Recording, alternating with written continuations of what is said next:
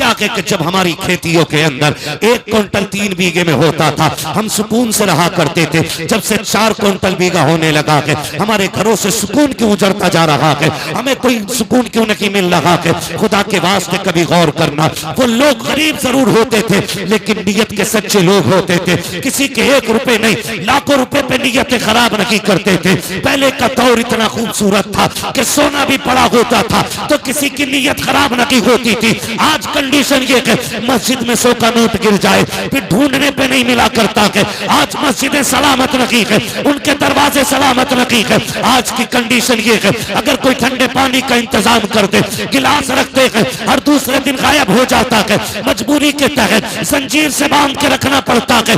मैं पूछना चाहता हूँ, हमने किस नबी का कलमा पढ़ा है? हम कौन सी कौम कहलाते हैं? हमारी मस्जिदों के दरवाजे महफूज नहीं है, हमारे समरसेबिल महफूज नहीं है, हमारे मस्जिद के दरवाजों पे रखे हुए फ्रिज महफूज नहीं है। फिर किस मुंह से कहते हैं हम जन्नती है? याद रखिएगा, जन्नत तेरे मेरे बाप की जागीर नहीं है। जन्नत उसे मिलेगी जिसे मुस्तफा अता करेंगे और मुस्तफा उसे अता करेंगे जो मुस्तफा के तरीके पे जिएगा। इसलिए बरेलू से आवाज आती है, आज ले उनकी पनाह, आज मदद मांग उनसे, कल न मानेंगे कयामत में अगर मान। नारे तकबीर, नारे रिसालत, मसलके आला हजरत मुफ्ती हम्माद साइद किबला, नारे तकबीर। वाह क्या बात है हजरत, बहुत खूब। इसलिए मेरे भाई नीयत अच्छी करें, नीयत अच्छी करें, अल्लाह बेहिसाब बरकत अता फरमाएगा। सबसे ज्यादा जरूरी है नीयत अच्छी करें। आज तो माफ कीजिएगा, खेत में भी जागा तो ऐसे मैंड काट रहे हैं, कसम से पता ही नहीं चलता कटी किधर से। कुछ तो जादूगर होते, पानी दिया फटाक से गिर गई। खेत में पानी लगने की देर है, मैंड गिर जाती। और क्या दिखाइए भाई, हमने फावड़ा कहाँ मारा, अब बताओ कहाँ मारा। पता चला, मैंने एक बड़े जानकार बंदे से पूछा ये कैसे गिरती है, बताया ये नीचे नीचे से खाली कर लेते, नीचे पानी दिया फट से गिर गई वो, फिर इतना बढ़ गया 4 अंगल खेत, फिर 4 अंगल खेत। इसमें बरकत, इसमें बरकत नहीं होगी, बोले सारे इसमें बरकत नहीं होगी, नहीं होगी और होगी ही नहीं। इसलिए कि बरकतें देने वाला अल्लाह है ना। अगर ये सोचते हो ना कि मैंड से बच्चे पलेंगे, मैंड से बच्चे पलेंगे, तो अल्लाह उन्हें भी रिस्क देता है जो पत्थर के अंदर होते हैं। बेशक कीड़ों को भी अल्लाह रिस्क अता फरमाता पत्थर के अंदर। तो क्या हमें रोजी नहीं दे सकता? जी दे सकता है कि नहीं दे सकता, वो रोजी हमें भी दे सकता है। नीयत अच्छी नहीं हो, नीयत अच्छी हो तो खुदा की कसम फिर देख के इस्लाम आज भी आगे बढ़ता नजर आएगा। सिर्फ नीयत अच्छी होनी चाहिए, नीयत अच्छी होनी चाहिए। मैं फिर वो बात दोहराऊं कि दिल्ली की जामा मस्जिद का वाकया है ये। दिल्ली की जामा मस्जिद पे फकीर बैठा हुआ था। आज तो बड़ी पगड़ी वालों की नीयत अच्छी नहीं है, आज तो बड़े जुब्बा दस्तार वालों की नीयत अच्छी नहीं है ना। फकीर था, जामा मस्जिद की दिल्ली की सीढ़ियों पे बैठा था। अब चूंकि एक खूबसूरत जगह हमारे मुल्क में तारीखी जगह जामा मस्जिद भी है, ठीक है, यहाँ पे जितनी भी तारीखी मकामात हैं, शुक्र है वो सारे मुसलमानों के हैं, सारे मुसलमानों के, क्योंकि हिंदुस्तान मुसलमानों का है, मुसलमान हिंदुस्तान के हैं। बेशक ये बात याद रखिएगा, हमें कभी कोई यहां से अलग नहीं कर सकता, यहां से अलग नहीं कर सकता, नहीं कर सकता है। ये जितनी भी मुश्किलें आ रही है ना, ये हमारे अपने ही चापलूस मुसलमानों की वजह से आ रही है। जी जो दलाल टाइप के मुसलमान है ना, उनकी वजह से आज उम्मत पे परेशानी आ रही है। बेशक, वरना डॉक्टर इकबाल ने कहा था, टल न सकते थे अगर जंग में अड़ जाते थे, पैर शेरों के भी मैदान से उखड़ जाते थे, दश्त तो दश्त है दरिया भी न छोड़े हमने, बहरे जुल्मात में तोड़ा दिए घोड़े हमने। ये हमारी तारीख रही है। आज 500 रुपए मुसलमान बिक जाता है, झूठी गवाहियां दे देते हैं अपने भाइयों के खिलाफ, झूठी गवाहियां। क्यों? 500 रुपए में तेरे बच्चे पल जाएंगे? क्या गुजारा 500 रुपए में हो जाएगा? अगर गुजारा 500 रुपए में हो तो मुझसे 5000 ले जा, लेकिन अहद कर कभी किसी मुसलमान के साथ गद्दारी नहीं करनी है। रोना आता है इन बातों को लेकर के। आज हम किस मकाम पे खड़े हैं? आज हमारे मज़ारों की कंडीशन ये है, डीजे डांस तमाशे सारे हो रहे हैं, उम्मत की बेटियों की आबरू लूटी जा रही है, लेकिन मज़ार के सज्जाद खान को गैरत नहीं आ रही है। उनको तमाशे चाहिए, उनको वहां पर कव्वालियां और ढोलक चाहिए। मैं पूछना चाहता हूँ, कव्वालियों के नाम पे पैसों में आग लगाने वालों, कितनी बेटियों को आज कॉलेज के आगे नकाब उतरवा करके उनकी बेआबरू, उनकी इज्जतों के सौदे हो गए। कितनी बेटियों को एग्जाम हॉल में नहीं जाने दिया जाता क्योंकि वो नकाब के अंदर है। कितनी बेटियों को स्कूल के दरवाजे से लौटा दिया गया क्योंकि वो गैरत वाली बेटी बन करके गई है। हमारी कौम के अंदर तमाशे देखने वाले भी हैं, कव्वालियों पर नाच देखने वाले भी हैं, लेकिन आज तक किसी को ख्याल नहीं आया है कि इन बेटियों की लुटती हुई आबरूओं को कैसे बचाया जाए, इनके पर्दों की हिफाजत कैसी की जाए। खुदा के वास्ते बंद करो ये तमाशे। जितने पैसे तमाशे पे लगाते हो, उन पैसों को उठा करके बच्चियों के लिए किसी स्कूल का निर्माण करो, किसी कॉलेज का आप वजूद कायम करो, ताकि हमारी बेटियां गैर के दरवाजों की मोहताज न रखे। ऐसे स्कूल बना दो कि जहां पढ़ने वाली भी गैरत वाली बेटी हो और पढ़ाने वाली भी मोहम्मद अरबी के दर की कली। क्या बात है।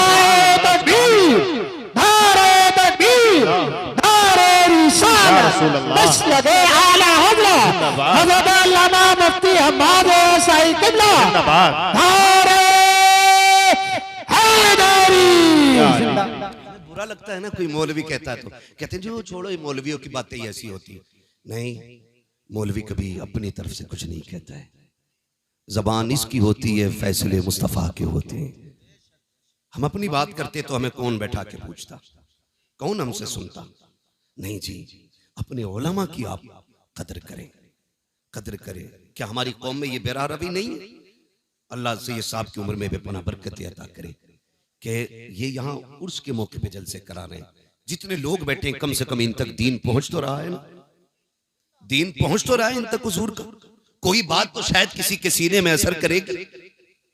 ओ भाई, हम नहीं चाहते आज के बाद किसी बेटी की फिर से आबरू लूटी जाए, फिर से किसी बेटी का नकाब उतरवाया जाए, फिर से किसी बेटी के दुपट्टे खुलवाए जाएं सर से।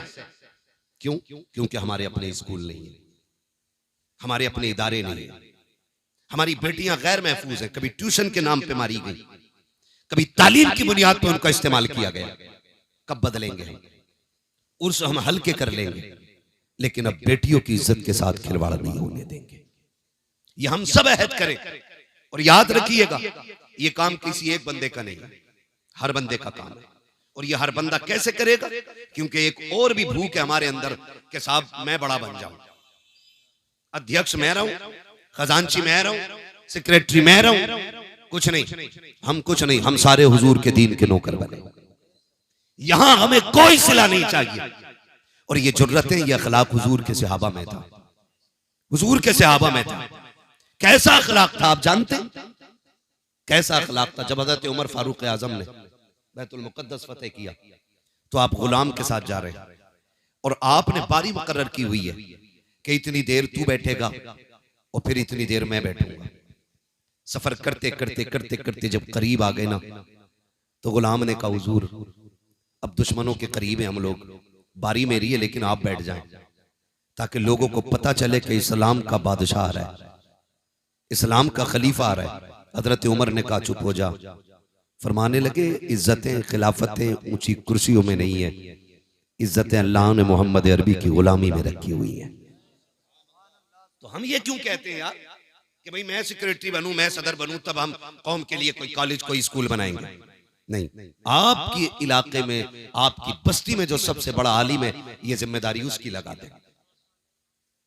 अगर वो चला भी जाए तो फिर जो उसकी कुर्सी पे बैठे कि अब तेरी जिम्मेदारी है, इसलिए कि उलमा आते जाते रहेंगे, दीन हुजूर का कयामत तक बाकी रहना है। आप तालीम का इंतजाम करें। मान लीजिए एक भाई ने बहन की आबरू के लिए उसके हाथ पीले करने के लिए 10 साल सऊदी में काट दिए और हमारी बेटी किसी गैर मुस्लिम के साथ मुकाला करके भाग गई, तो ऐसी 10 साल की कमाई का इज्जत बचा पाएगी? बोले बचेगी खानदान की इज्जत, बचेगी गांव की इज्जत? नहीं, पूरी नस्ल की नाक कट जाया करती है। क्यों ना उसी कमाई का 1 साल का हिस्सा हम उठा के ऐसी जगह लगाएं जहां इज्जतें बचती भी रहें, इज्जतें बढ़ती भी रहें। सुभान अल्लाह। ये हमारी आपकी सबकी जिम्मेदारी होनी चाहिए। लेकिन नहीं, ये सोचे तो वो सोचें जो इज्जतदार हों, जिन्हें इज्जत से मतलब ही नहीं है, जिनकी बेटी के दामन पे 70 दाग भी होंगे तो वो जहेज का लेप लगा के हर बेटी को ब्याने की ताकत रखते हैं। ये फिक्र तो उस गरीब को होती है ना जिसके पास इज्जत के सिवा कोई दौलत नहीं होती है। ये तो वो सोचेगा जिसके दामन में सिर्फ इज्जत ही इज्जत है। बेटी को देने के लिए मर्सिडीज फॉर्च्यूनर नहीं है, बेटी को देने के लिए 4 व्हीलर नहीं है। वो सोचता कि सिर्फ मेरे पास इज्जत रह गई है ताकि ये इज्जत बची रह जाए। खुदा के वास्ते अमीरों से भी गुजारिश है, कमजोरों से भी गुजारिश है, ताकतवर लोगों से भी गुजारिश है, पूरी कौम की इज्जत का सरमाया आज हमारी निगाहों के सामने है। अगर अब भी हमने अपनी कौम को नहीं संवारा, इसकी सही से तामीर नहीं की, तो आने वाले 10 सालों में जो कौम का हाल होने वाला है, उस हाल पर रोने के सिवा हमारे पास कुछ रह नहीं जाएगा। ओ खुदा के वास्ते ऐसे तामीरी अड्डे बना दो, ऐसी तामीरी इदारे बना दो कि हमारी बेटियों को गैर का मुंह देखना ना पड़े। अरे बेटियों की बात तो छोड़ो, अगर बेटों को भी तालीम देनी होती है, हम गैर के आगे गधे बन के खड़े होते हैं, 10-5 लाख डोनेशन देते हैं, तब जाके हमारे बच्चों को एक अच्छी यूनिवर्सिटी में एडमिशन मिलता है। उसके बाद भी सीट के लिए हाथ बांधे खड़े रहते हैं। कब तक गुलामी करते रहोगे? कब तक दूसरों के तलवे चाटते रहोगे? बंद करो ये तमाशों की महफिलें, आगाज करो तालीम के मयार इदारों का, और ये जमाने को बता दो हम मोहम्मद अरबी के गुलाम हैं, ना कल किसी के मोहताज थे, ना आज किसी के मोहताज हैं। खुदा ने मुस्तफा के गुलामों को वो ताकत बख्शी है कि हम जब चाहे जहां चाहे वहीं से खड़े होकर के अपनी कौम की मयार का आगाज कर सकते। वाह वाह। नारे तकबीर, नारे रिसालत, मसलके आला हज़रत जिंदाबाद जिंदाबाद। तो याद रखें, क्या कह रहे हैं मुफ्ती साहब? दीन की जिम्मेदारी हर मुसलमान की है। मिंबर से लेके नीचे तक, पीर से लेके मुरीद तक, उस्ताद से लेके शागिर्द तक, बाप से लेके सलामत रहे, बाप से लेके बेटे तक, सब पे लाजिम है। और दीन की जिम्मेदारी सबको करनी चाहिए पूरी। कोशिश रहे जिस जगह पे बैठे हो ना, मैं बड़े फख्र से कहता हूँ इस जमीन पे ना आज सिलसिले कादरिया, चिश्तिया, नक्शबंदिया, सुहरवर्दिया, चारों बड़े सिलसिलों का फैजान जारी हो सारी है। जिस जमीन पे आज बैठे हो, ये चारों बड़े सिलसिले आज यहाँ एक संगम बना हुआ है। यहाँ पे कादरी सिलसिले का फैजान भी है, यहाँ नक्शबंदी का भी है, सुहरवर्दी का भी है, सिलसिले चिश्तिया का भी है, चारों सिलसिलों का फैजान जारी है। मैं आपसे एक बात कहूँ, आप अगर तारीख पढ़े ना, तारीख में बहुत बड़ा नाम सरकार मुजद्दिद अल-फैसानी का नाम है। समझ रहे मेरी बात? जी, मुझे बात याद आ गई तो कह रहा हूँ, दीन की जिम्मेदारी हर बंदे की है। कौन? मुजद्दिद अल-फैसानी। जब अकबर जैसा मनहूस बंदा खड़े होकर के दीन इलाही की बुनियाद डालता है। और याद रखिएगा, दुनिया को बता दो और आप भी ईमान मजबूत कर लें कि यह इस्लाम है, लावारिस नहीं है। जब जरूरत पड़ेगी अल्लाह फिर से कोई सलाहुद्दीन अय्यूबी पैदा फरमाएगा, फिर से इसी इस्लाम के अंदर मुजद्दिद अल-फैसानी आएगा। आप देखना, ये दीन लावारिस नहीं रहना है। इस दीन पे मुस्तफा का बड़ा खास करम है। समझ रहे ना मेरी बात? तवज्जो है सारे लोगों की। पढ़े मुजद्दिद अल-फैसानी को। अकबर ने दीन इलाही की बुनियाद रखी, माअज़ल्लाह उसने जो रस्में पैदा कर दी थी, हद तो ये हो गई थी कि लफ्ज़ मोहम्मद नाम रखने पे पाबंदी लग गई थी। मोहम्मद नाम रखने तक पे पाबंदी लग गई थी। बहुत सारी बातें हैं, अगर फर्दन फर्दन जिक्र करूं बड़ा वक्त लगेगा। उस पुरफतन दौर में अल्लाह ने मुजद्दिद अल-फैसानी को पैदा फरमाया। जब किसी में जरूरत नहीं थी अकबर की आंखों में आंखें डालने की, तब मुजद्दिद अल-फैसानी ने आंखों में आंखें डाल के कहा था, खबरदार अपना मनगूस नजरिया उठा ले, इस जमीन के ऊपर अगर लगेगा तो मोहम्मद अरबी का दीन बाकी रहेगा। मोहम्मद अरबी का दीन बाकी रहेगा। ये मुजद्दिद अल-फैसानी नजरिया पेश किया। और जब आपने ये सख्ती पेश की, ये सख्ती पेश की मुजद्दिद अल-फैसानी ने, अकबर से कहा तेरा नहीं, यहाँ हुजूर का दीन बाकी रहना। और फिर दुनिया ने देखा, अकबर गया, जहांगीर आया, अल्लाह अकबर, फिर वही नजरिए, और वो उसको बढ़ाना चाहता था। तो फिर मुजद्दिद अल-फैसानी ने उसके खिलाफ जबान खोली, जेल डाला गया। जेल क्यों जानते हो? अकबर के दौरे खिलाफत में सजदे ताजीमी को उसने जायज कर दिया था, जबकि दीन में सजदे ताजीमी हराम है। ठीक है जी। इस उम्मत में सजदे ताजीमी बोले हैं हराम है। आज जो पीर सजदे करवाते हैं ये खुल्लम खुल्ला हराम कर रहे हैं। और अगर इबादत का नजरिया हो तो फिर कुफ्र है। तो उसने सजदे ताजीमी की इजाजत दे रखी थी। मुजद्दिद अल-फिसानी ने कहा नहीं हो सकता है, हम सजदा सिर्फ अल्लाह को करते हैं, बेशक बाकी किसी को सजदा नहीं करते। उसने कहा यार इसका एक बार सर झुक जाए, थोड़ा ही झुकवा दो, फिर कौम के लिए दलील बन जाएगा कि मुजद्दिद अल-फिसानी ने सजदा कर लिया। कहा मैं बताऊं एक तरकीब। कहा उसने कहा चौखट छोटी कर दो। जब आएंगे ना शेख अहमद फारूक सरहंदी तो फिर गर्दन झुका के आएंगे और इतना ही काफी हो जाएगा। लेकिन दीवाने की नजरों को जहां देख रहा है, दीवाना खुदा जाने कहां देख रहा है। चौखट छोटी कर दी गई। मुजद्दिद अल-फिसानी समझ गए कि ये चौखट छोटी क्यों हुई है। अल्लाह वाले भी अल्लाह वाले होते। लोग पहले सर बढ़ाते तो झुकना पड़ता, आपने पहले पैर बढ़ाया, सर सीधा रखा, अंदर आ गए। उसने देखा लो सर फिर भी नहीं झुका, उसे आया गुस्सा, उसने कहा जेल में डाल दो। किधर डाल दो? जेल में। इधर जेल में। आज लोग कहते ना ना सच की बात न करना, जेल हो जाएगी। क्या करेंगे? पकड़े जाएंगे। मुजद्दिद अल-फिसानी ने कहा मंजूर है, जेल में डाला गया। लेकिन अल्लाह वाला जहां बैठ जाता है, वो कहा था ना किसी ने, अली वाले जहां बैठे वही जन्नत सजा बैठे। जेल के अंदर गए, जाकर के आपने वहां दीन की तबलीग शुरू की है। तो कैदियों से लेकर के सिपाहियों तक, सिपाहियों से लेकर जेलर तक, सारे आपके मुरीदी के हल्के में आ जाते हैं। सारे आपके पीछे दस्तबस्ता खड़े हो जाते हैं। आपकी ये शान शौकत देखी है। एक दिन जहांगीर की बेटी के ख्वाब में मुस्तफा जाने रहमत तशरीफ ले आते हैं। जब उसने ख्वाब में देखा सरकार आए हुए हैं, लेकिन आका करीम नाराज है। जहांगीर की बेटी ने कहा था सरकार नाराज क्यों है? कहा राजी कैसे हो जाऊं, मेरा बेटा तुम्हारी जेल के अंदर कैद है और मुझसे रजामंदी की उम्मीद रखते हो।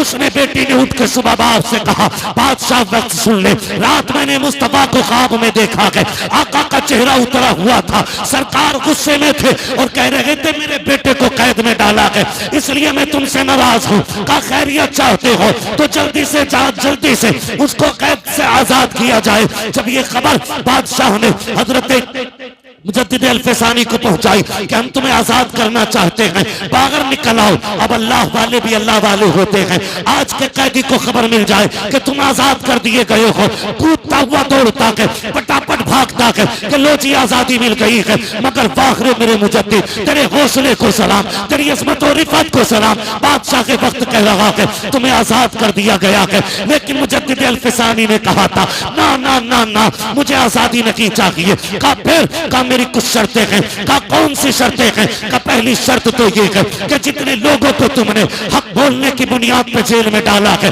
मुझसे पहले उन्हें आजाद करना पड़ेगा, पहले उनको आजाद किया जाए। मेरी दूसरी शर्त ये है कि जो अकबर ने दीन इलाही की बुनियाद रखी है, उस बुनियाद को उखाड़ करके दीन मुहम्मदी को कायम करना पड़ेगा। बादशाह परेशान हो गया।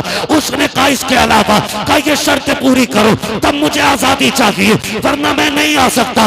उधर जहांगीर के सामने मुस्तफा का चेहरा भी था, इधर बादशाह के वक्त के सामने मुजद्दिद अल-फिसानी की शर्तें थी। उसको झुकना पड़ा और ये कहना पड़ा। बादशाह ने कहा था ओ मोहम्मद अरबी के गुलाम आजा, कुर्सी तो मेरी है लेकिन हुकूमत आज से इस जमीन पे तेरी चलाई जाए। सुभान। नारे तकबीर, नारे तकबीर, नारे रिसालत, नारे रिसालत, उर्से मुकद्दस, नारे तकबीर। सारे बंदों पे जिम्मेदारियां हैं दीन की, सारे अपनी जिम्मेदारी समझे। जहां जितना जिसका काम पड़ जाए और जितना हुजूर के दीन के काम कोई आ जाए, बस उतना ही अपने आप को खुश नसीब समझे। ये नहीं है कि आप हज करके आ रहे हो, 3 हज करिए, कह रहे अल्लाह का शुक्र है मौलाना इस साल में 6 उम्रे करें, 6 नहीं 8 कर ले।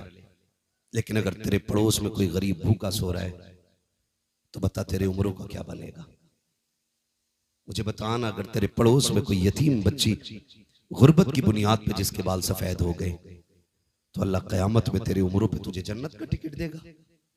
तुझसे पूछा नहीं जाएगा तेरे पड़ोस में एक बच्ची बूढ़ी हो गई थी, बाप नहीं था, यतीम थी, तो बताओ हिसाब कैसे बनना है? इन वलियों के आस्थाने पे आने का फायदा यह है कि हम इनकी जिंदगी को अपनी जिंदगी के साथ मिला करके देखें कि हमारी जिंदगी में और इनकी जिंदगी में कितना बड़ा फर्क है। मजार सबके नहीं बनते, मजार उनके बना करते हैं जो रब रसूल के मोहब्बत में दुनिया से बेपरवाह हो जाते हैं, जो अल्लाह और उसके रसूल के हो जाते हैं। मजार उनके बना करते, मजार उनके बना करते हैं। नौजवान मेरे सामने बैठे हैं, गुजारिश है मेरी आपसे, रवैये अच्छे कर लें, हुजूर के दीन की मदद करें और जितना जिससे हो सके हुजूर के दीन के साथ खड़ा हो। ये आज की सबसे बड़ी जरूरत है। और आखिरी बात कह दूं, अपनी सफों में मोहब्बतें पैदा करो, झगड़ों से निकलो, इत्तेफाक पैदा करो। ये जो मेड़े काट काट के लड़ाइयां मार रखी हैं ना, ये जो बीगे और बीसों के झगड़े बंद कर दो। आज तक कभी किसी का भला पूरा नहीं हुआ है। 100 बीघे वाला भी गज भर कब्र में लेटा है, 2 बीघे वाला भी लेटा है। बता, अगर तूने 2 बीघा 4 बीघे किसी की मार के अगर जमीन बढ़ा भी ली तो तेरी कब्र में कौन सा अलग से तख्ता लगेगा? अगर जमीन की कसरत कब्र के रुतबे बुलंद करती तो मैं भी कहता 2-4 बीघे मेरे लिए भी हड़प लेना। लेकिन नहीं जानते हुए नाम वरबे निशां कैसे कैसे, जमी खा गई आसमां कैसे कैसे, बड़े बड़े कब्रिस्तान में लेटे। अगर ये नशा ना उतरता हो ना दौलत का तो कभी कब्रें जाके देखो टूटी पड़ी है। फाथा तो बड़ी बात है, कोई मिट्टी डालने तक नहीं आ रहा है। कई कब्रों के तख्ते दिख रहे और कई कब्रों में हड्डियां नजर आती हैं। कभी कब्रिस्तान जाओ, क्या वो हमारी तरह नहीं थे? क्या उनके जमीन पे घर नहीं थे? क्या वो जायदादों के वारिस नहीं थे? क्या उनके पास जमीन और पैसे नहीं थे? सब था, लेकिन कब तक? जब तक सांस नहीं रुकी है। जिस दिन सांसों की माला टूटी और सांसें मोती बन के हवा में बिखर गई ना, समझ लेना फिर उसके बाद कुछ नहीं रह जाएगा। खाली हाथ आए थे, खाली हाथ जाएंगे, खाली हाथ जाएंगे। जाना है तो फिर नियत ये करो, दौलत भले कम हो लेकिन नेकी ज्यादा होनी चाहिए। करेंगे इंशाल्लाह। दौलत भले कम हो लेकिन नेकी ज्यादा रखिएगा। और अपनी कोशिश ये करें कि मुआशरे को बेहतर करें, बहन बेटियों को पर्दा सिखाएं, मुस्तफ़ा की शरीयत की पाबंदी सिखाएं। फरमाया गया, या अय्युहल्लज़ीना आमनु उदखुलू फिस्सिल्मि काफ़ा, ऐ ईमान वालो पूरे पूरे इस्लाम में दाखिल हो जाओ। हमारा जाहिर और बातिन इस्लाम जैसा होना चाहिए, मोहम्मद अरबी के जैसा होना चाहिए। तुम नहीं जानते हो, कुरान कहता है लतुसअलुन्ना यौमइज़िन अनिन नईम, क़यामत के दिन एक एक नेकी के बारे में पूछा जाएगा। चल मैंने तुझे गाड़ी दी थी, बता इसका काम दीन में कितना लगाया तूने। मैंने तुझे साइकिल दी थी, इससे दीन का कितना काम किया तूने। मैंने तुझे बंगला दिया था, मैंने तुझे इमारतें दी थी, मैंने तुझे करोड़पति बनाया था, बता क्या किया तूने दीन के लिए। फिर हिसाब लगाना है, कितना पैसा तमाशे पे लगा के आए, कितना पैसा ढोल धमाकों पे लगा के आए, कितना पैसा रब के कुरान के लिए लगाया गया, कितना पैसा दीन के लिए लगाया गया। एक एक रत्ती रत्ती का हिसाब होना है। सारे फिर तैयारी करें अपनी अपनी, और इन बुजुर्गों से छूके हमारे पुराने रिश्ते रहे हैं। इसलिए कि अल्लाह ने वली अहले सुन्नत में पैदा किए हैं और अहले सुन्नत ही के अंदर अल्लाह ने अल्लाह वाले अता किए हैं। ये याद रखिएगा, इनसे हमें जुड़े रहना है और जुड़ने के साथ साथ इनकी जिंदगी पे फोकस करना है कि ये वली कैसे बने। क्या बेटे की शादी पे डीजे बजवाया था या बारात को खड़े होकर खाने खिलवाते थे? ये इनके मजार से आवाज आएगी बकलूल, विलायत डांस करने से नहीं मिलती है। विलायत रब रात को रब की बारगाह में मुसल्ले पे खड़े होकर आंसू बहाने से मिला करती है। दिन में रोजे रखने से विलायत मिलती है, कुरान पढ़ने से विलायत मिलती है। ये सारी चीजें वो तब अल्लाह वली बनाया करता है। तो इसलिए मेरी गुजारिश है, बुजुर्गों की जिंदगी को अपनाओ, कुरान के करीब हो जाओ, मस्जिदों के करीब हो जाओ, मुसल्ले बिछाने के आदी हो जाओ, रब को रो के दिखाने के आदी हो जाओ। वक्त कट गया है, मौतें हो रही, अब तो होलसेल में हो रही। पहले इक्का दुक्का होती थी, अब थोक में हो रही है। पूरी पूरी गाड़ी साफ हो जा रही है। हाँ, बारात से लौट के आ रही थी गाड़ी, 9 मरे उसके अंदर। क्या है ये? क्या है? किसी बुजुर्ग से कहा था नसीहत फरमा दे, उन्होंने कहा था चल तुझे क्या नसीहत करे। कहा कभी जनाजे देखे? कहा हाँ। कहा जिसे जनाजों से नसीहत हासिल नहीं हो सकी उसे तकरीरों से क्या नसीहत मिल सकती है। जनाजे देखकर नसीहत हासिल करें। एक दिन हमें भी आना है, कह रहा जल्दी लेके चलो, मर गए फला साहब, जल्दी लेके चलो। इसे तू नहीं लेके जा रहा, ये तुझे लेके जा रहा है कब्रिस्तान। इसे तुम नहीं लेके जा रहे हो, ये तुम्हें लेके जा रहा है और ये तुम्हें दिखा रहा, देखो आज मैं आया हूं, कल तुम्हें यहां के लेटना है। एक बल्ब कमरे का फ्यूज हो जाए तो जब तक लाइट का इंतजाम नहीं कर लेता घुसता नहीं कमरे के अंदर। वो कब्र वो ठिकाना जहां कोई कुमकुमा भी नहीं है, एक चिराग भी नहीं है, फिर अंधेरा होगा ना। डर क्यों रे, बोलो ना, अंधेरे का घर है ना, फिर चिराग न जलाया हमने। तैयारी की कोई? क्या तैयारी की? जो होगा देखा जाएगा। मौलवियों की बातें ऐसी रहती हैं। मस्जिद से निकल के कह रहा सब ठीक है, लेकिन इमाम साहब का पैर हिल गया था, इमाम साहब की किरात सही नहीं है, मजा नहीं आ रहा, मजा। ये मस्जिद से निकल के कह रहा, जिसे बिस्मिल्लाह याद नहीं वो इमाम की किरात को गलत कह रहा। हाँ? और मालूम है ये क्या क्यों रहा है? मजा नहीं आ रहा। इसके बेटे की फातिहा में इमाम साहब लेट हो गए, इसलिए झगड़ा निकाल के कह रहा है नहीं नहीं इमाम साहब की किरात अच्छी नहीं है। अगर इससे पकड़ के पूछ लो ना दुआ कुनूत सुना, तो कह रहा पता नहीं जी दुआ कुनूत होती क्या है। अगर इससे पूछो ना उम्मत किसकी है, तो कह रहा भूरों के मोहल्ले में रह रहा हूँ, इसे उम्मत तक की तमीज नहीं है। उलमा पे उंगलियां उठाने वालों, हाथ जोड़ के तुमसे कहता हूँ खुदारा अपने उलमा का एहतराम करना, अपने इम्मा के खिलाफ मत जाना। जो कौम अपने रहनुमा के खिलाफ जाया करती है उसकी दुनिया भी बर्बाद कर दी जाती है, आखिरत भी बर्बाद कर दी जाती है। तैयारी पूरी है, जो होगा देखा जाएगा। कब्र के सवाल जानते हो? कितने सवाल होने कब्र में? कितने?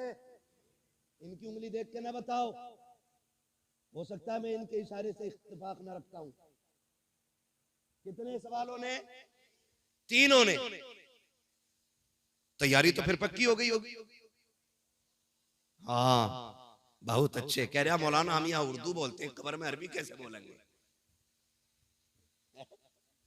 मैंने कहा यहीं सीख ले मेरे भाई। अल्लाह की तौफीक से अल्लाह जब आसानी फरमाएगा तो सब समझने लग जाएंगे, सब समझने। मगर बहरहाल तैयारी भी करनी है, तैयारी भी करनी है। इंतकाल होते हैं, मैयत होती है तो लड़का खड़े होकर कह रहा हमारे अब्बा पे किसी का कर्जा हो तो माफ कर दियो। और लड़के को भी बता 3 बीघे हमारे अब्बा नीरी बेईमानी की जोत रहे।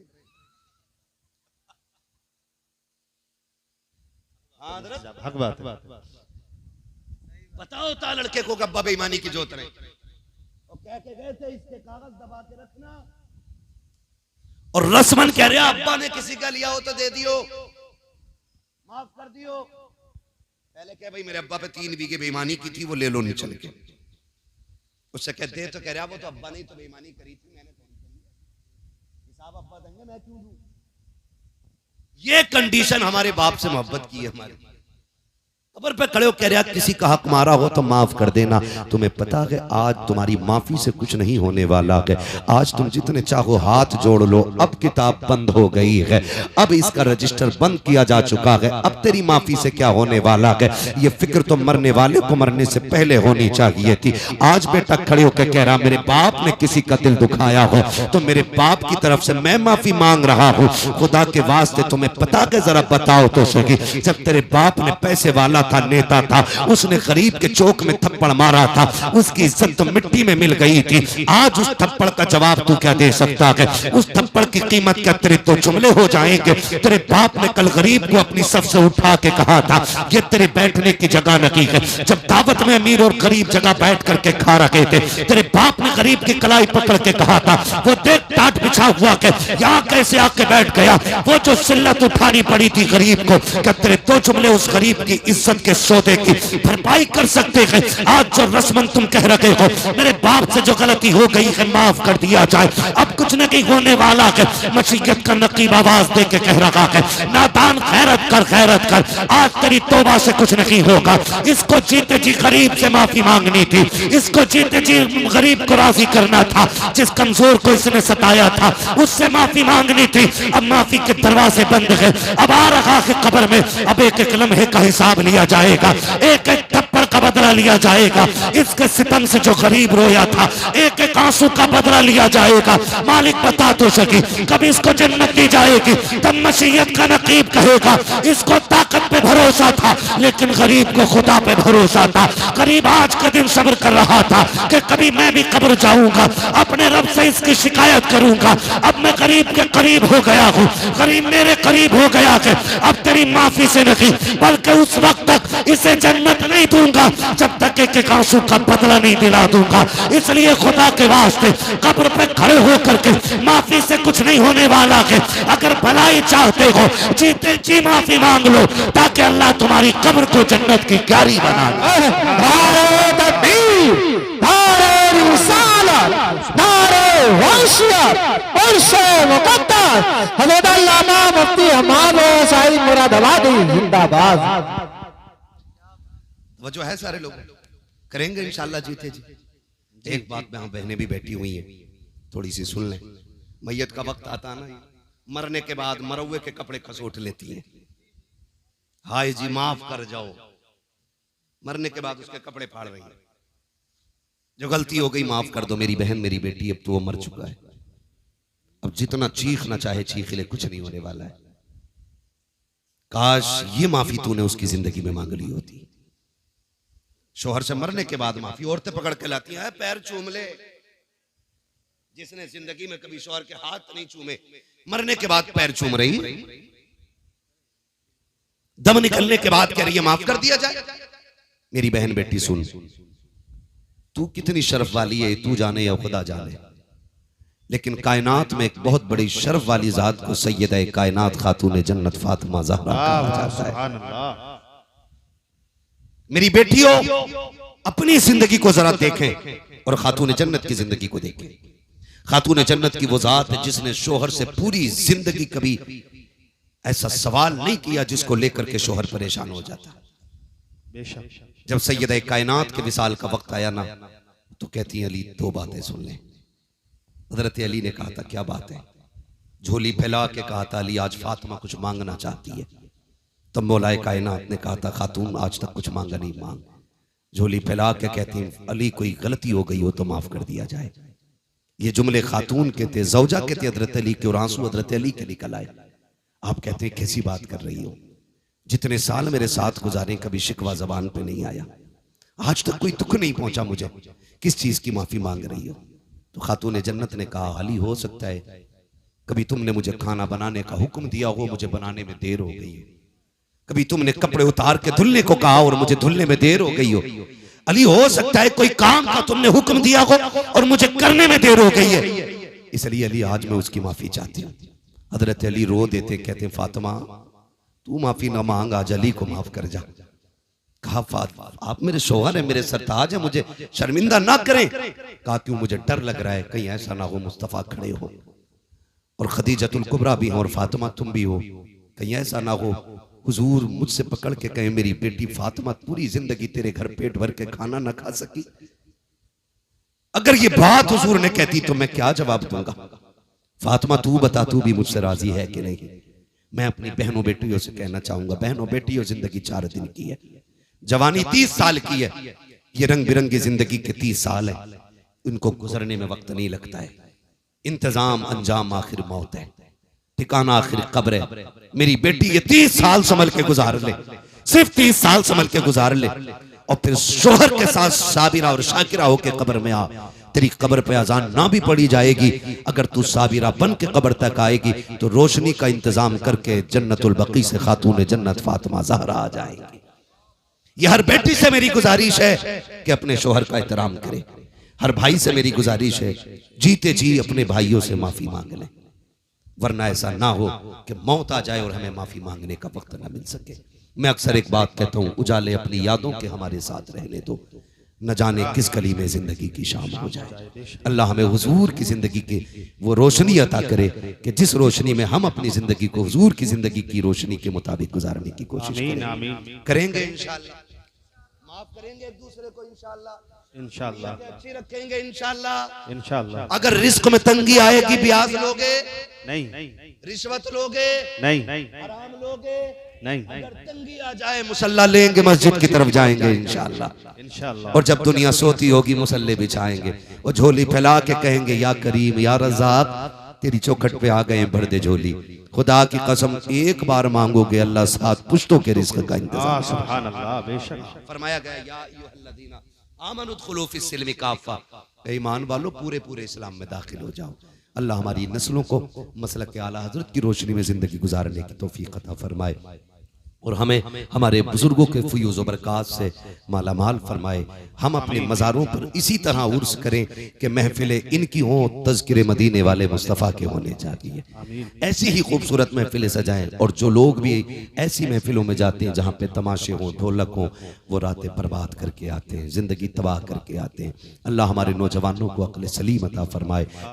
अल्हम्दुलिल्लाहि रब्बिल आलमीन वल आक़िबतु लिल मुत्तक़ीन वस्सलातु वस्सलामु अला रसूलिहिल करीम, अम्मा बअद, फ़अऊज़ु बिल्लाहि मिनश शैतानिर रजीम, बिस्मिल्लाहिर रहमानिर रहीम, या अय्युहल्लज़ीना आमनु उदखुलू फिस्सिल्मि काफ़्फ़ा, आमन्तु बिल्लाहि सदक़ल्लाहु मौलानल अज़ीम व सदक़ रसूलुहुन नबियुल उम्मियुल मुतीउल मुबीनुल मुईनुल करीम व नहनु अला ज़ालिका लमिनश शाहिदीन वश्शाकिरीन वल्हम्दुलिल्लाहि रब्बिल आलमीन। या खुदा बहरे जनाबे मुस्तफ़ा इमदाद कुन, या रसूल अल्लाह अज़ बहरे खुदा इमदाद कुन, या शहीद करबला, या दाफ़िए करबो बला, गुल रुखा शहज़ादे गुलगों क़बा इमदाद कुन, गौसे आज़म बमने बेसरो सामा मददे, क़िबले दी मददे, काबे ईमा मददे, बगिरदाबे बला उफ्ताद कश्ती, मदद कुन मदद कुन मदद कुन, या मुईनुद्दीन चिश्ती क़ादरी यमनारे, या गौसे आज़म ज़नम, दमज़ शेख अहमद रज़ा खां क़ुत्ब आलम ज़नम, बलगल उला बिकमालिही, कशफत दुजा बिजमालिही, हसनत जमीउ खिसालिही, सल्लु अलैहि व आलिही। करूँ तेरे नाम पे जां फिदा, न बस एक जां तो जहां फिदा, दो जहां से भी नहीं जी भरा, करूँ क्या करोड़ों जहां नहीं। जिसको अपने नबी से जितनी मोहब्बत का एहसास हो, कोशिश करें सारे लोग उतनी ही आवाज़ के साथ रसूल और आले रसूल की बारगाह में दुरूद व सलाम की डालियाँ निछावर कर लें। पढ़ें बावाज़े बुलंद, अल्लाहुम्मा सल्ली अला सय्यदिना व शफ़ीइना व नबीना व मौलाना मुहम्मदिन मअदिनिल जूदी वल करम व आलिही व अस्हाबिही व बारिक व सल्लिम, सलातुन व सलामुन अलैका या रसूल अल्लाह सल्लल्लाहु तआला अलैहि वसल्लम। मुअज़्ज़ज़ हाज़रीन इकराम, अभी आपने बड़ी ही खूबसूरत लबो लहजे में मोहतरम हसन रज़ा बरेलवी साहिब क़िबला से नक़ाबत समात फरमाई। उनसे पहले मद्दाह खैरुल अनाम से शान अहले बैत में खूबसूरत अशार मुलाहिज़ा किए और उनसे भी पहले खतीबुल हिंद नब्बाज़ कौम व मिल्लत हज़रत अल्लामा मौलाना क़ारी इम्तियाज़ अहमद बरकाती साहिब क़िबला से बेहतरीन तकरीर समात फरमाई। मुसलसल तकरीबन तीसरा साल है इम्तियाज भाई को यहाँ आते हुए, और मेरी आज इन्हीं के तवस्सुल से पहली मर्तबा हाजिरी हो रही है। हज़रत हाफिज़ क़ारी महफूज आलम साहिब क़िबला, इनकी ख्वाहिश और साहिब सज्जादा मोहतरम सैयद अब्दुल रऊफ साहिब क़िबला की ख्वाहिश पर मेरी और आपकी आज मुलाकात हो रही है। मेरी आपसे गुजारिश है कि जितनी देर भी सुने मोहब्बतों के साथ सुने, और जो थोड़ी बहुत अफरा तफरी मुझे महसूस हो रही है, अगर ये खत्म हो जाए तो बेहतर हो। जरूरी नहीं है कि मैं अगर लास्ट में बैठा हूं तो फजर तक मैं बोलूंगा। नूर मोहम्मद पानी लिए, ये पानी, ये भैया गाड़ी बदले में मोटरसाइकिल कोई अपनी छोड़ गए हैं और दूसरों की ले गए हैं, तो अपनी गाड़ी चेक करना देखना। यानी यूपी 21 CY 9549, ये गाड़ी छोड़ गए, ये गायब है, ये गायब है। अच्छा, ये यूपी 21 CU 9549 ले गए और 21 DB 3892 ये ले गए। तो ये आल्टी पल्टी हो गई भैया। अपनी गाड़ी के नंबर चेक कर लो और अपनी ले जाओ, वो पहुंचा दो, अगर मेरी आवाज सुन रहे हो तो। 9549 जो छोड़ के गए हैं, 3992 लेके गए हैं। ठीक है, चलो।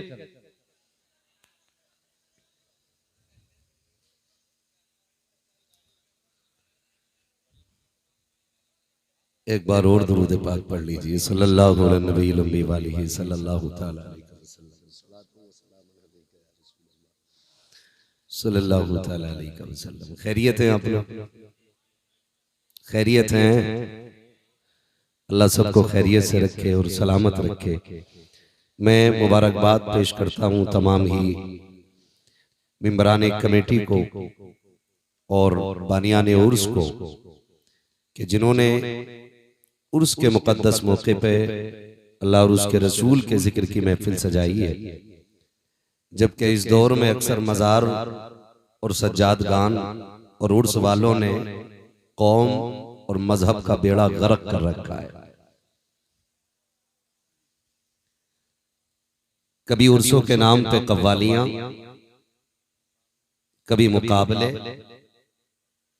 कभी मुशायरों के नाम पे गुंडागर्दियां।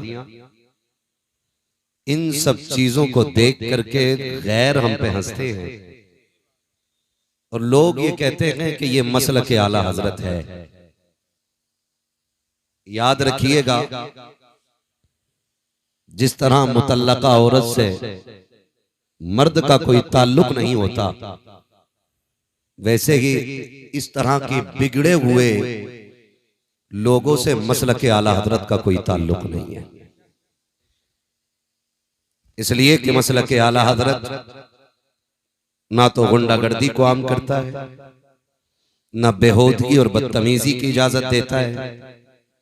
मसलक आला हजरत अगर आप दो लफ्जों में समझना चाहें तो मसलक आला हजरत ये है कि उन्हें जाना, उन्हें माना, न रखा गैर से काम, लिल्लाहिल हम्द में दुनिया से मुसलमान बने। सुभान अल्लाह, सुभान अल्लाह। बेशक मैं मुबारकबाद पेश करता हूँ तमाम अराकीन कमेटी और हुजूर के इन तमाम दीवानों को जो रब रसूल की महफिल में आकर के बैठ गए और दुनिया को बता दिया कि वो नौजवान और होते हैं जो डांस और तमाशों में इकट्ठे होते हैं और जो महफिल में आके बैठते हैं वो हुजूर के गुलाम और हुआ करते हैं। खुदा सलामत रखे हुजूर साहिब सज्जादा को कि जिन्होंने दुनियावी रसूम। चचा, बूरा के लड्डू नहीं है जो बह जाएंगे, बैठे रहो। थोड़ी देर अगर भीगने की ताकत रहेगी तो बात कर ली जाएगी। भागेंगे तो नहीं डर के? कितने लोग भाग सकते हैं जरा बता दे? कोई नहीं जाएगा ना? जरा कह दे या रसूल अल्लाह, या रसूल अल्लाह। हाँ माशाल्लाह। अभी तक सुभान अल्लाह या रसूल अल्लाह कहने की वजह से कोई मरा नहीं है। कभी डर की वजह से आहिस्ता कह रहे हो। और बारिश अगर होने लग जाए तो समझ लो महफिल कबूल होने लग गई है। भाई अहसान रजा बरेलवी साहब कबिला ने खड़े लोगों से बड़ी मन्नत और समाजत की। मैं नहीं कहूंगा कि आप बैठ जाइए, मैं इतना कहूंगा अगर खड़े होकर सुन रहे हैं तो सुने, लेकिन घर जाना ना तो अपने बाप के कदम चूमना और माँ के हाथ चूमना और कहना सबने बैठ के हुजूर की बातें सुनी थी। आपकी तरबियत का कमाल था कि मैंने खड़े होकर के मदीने वाले की बातें सुनी। वाह वाह वाह, सुभान अल्लाह। मर्जी है जिस तरह भी आप सुने सुन लें। तूफान नूह लाने से आखिर क्या फायदा, एक अश्क ही बहुत है अगर कुछ असर करे। मिंबर रसूल पर उलमाए अहले सुन्नत का मुबारक काफिला जलवागर है। इनमें मस्जिद के जिम्मेदार भी हैं, मदारिस के जिम्मेदार भी हैं।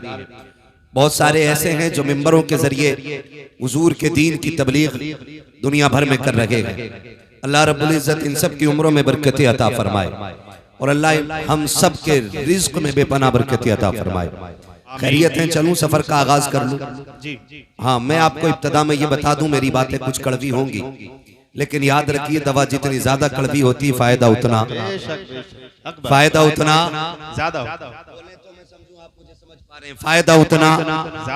ज्यादा होता है। गालिबन ये लोग लाइव भी चला रहे हैं और आज हिंदुस्तान नहीं दुनिया भर में आपको देखा जा रहा है। कोई ये ना कहे कि भाई मुफ्ती साहब के इलाके के लोग सुनना नहीं जानते। बात हल्की नहीं रहनी चाहिए। हाँ, बात दमदार रहनी चाहिए। जी जी जी, पड़ोस का मामला।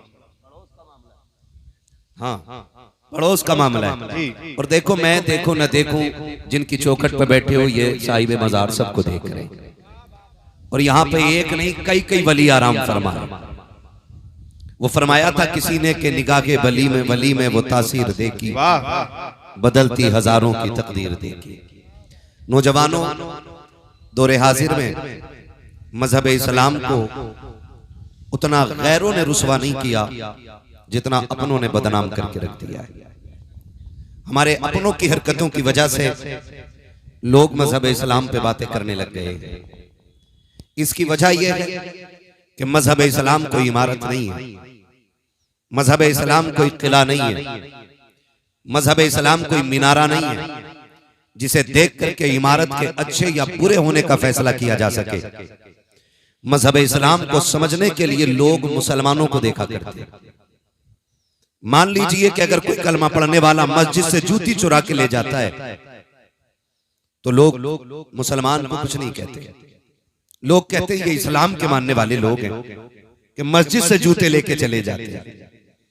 अभी बाइक का ऐलान हुआ कि कोई इस नंबर की छोड़ गया और इस नंबर की ले गया है, या तो उसकी गाड़ी फ्री लॉक होगी या उसके पास मास्टर की होगी जो किसी भी गाड़ी में लग जाती होगी।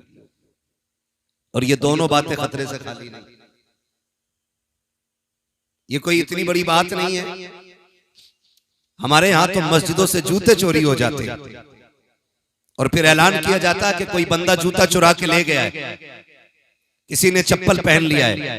जबकि चप्पल जूता ऐसी चीज है कि अगर अंधा आदमी भी किसी दूसरे के जूते में पैर डाल दे तो जूता बता देता है कि ये तेरा नहीं है, लेकिन लोग फिर भी पहन जाते और 4 दिन बाद आके कहते मैंने देखा ही नहीं था पैर की तरफ।